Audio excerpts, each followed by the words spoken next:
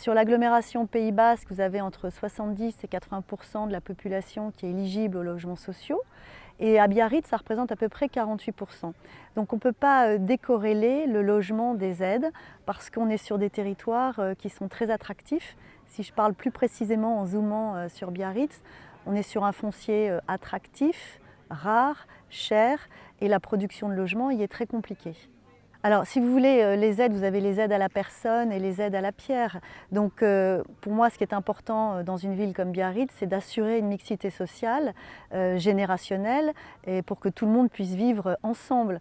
Donc, à partir de là, on s'emploie à fabriquer, produire du logement à destination des plus démunis d'entre nous. Donc, là où je suis un petit peu inquiète dans le cadre de la loi Elan, c'est dans cette volonté de vendre les stocks HLM, parce que ça va appauvrir mon parc social que je n'arriverai pas à reconstituer. Donc si j'avais un message à faire passer, c'est de prendre toutes ces questions à la loupe, c'est de l'orfèvrerie parce que le logement est très spécifique à chaque territoire et concernant Biarritz en particulier, je serais contre la vente à la découpe de logements sociaux.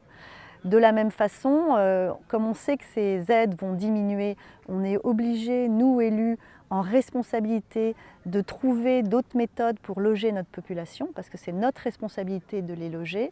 Et je travaille étroitement avec le COL et avec son directeur Iban Robana sur ce qu'on appelle l'organisme foncier solidaire, qui permet un démembrement de propriété et donc qui permet à des gens qui y sont éligibles sous conditions de ressources de devenir propriétaire d'un appartement dans des conditions de prix extrêmement avantageuses et de l'ordre de 40 à 50% en dessous du prix de marché.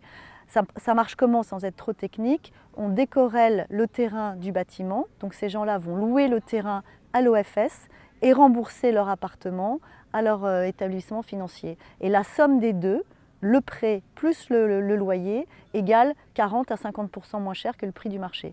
Et c'est un outil qui s'inscrit durablement en tant qu'outil social parce qu'à partir du moment où il est vendu, les personnes qui achètent doivent avoir les mêmes qualités sociales exigées.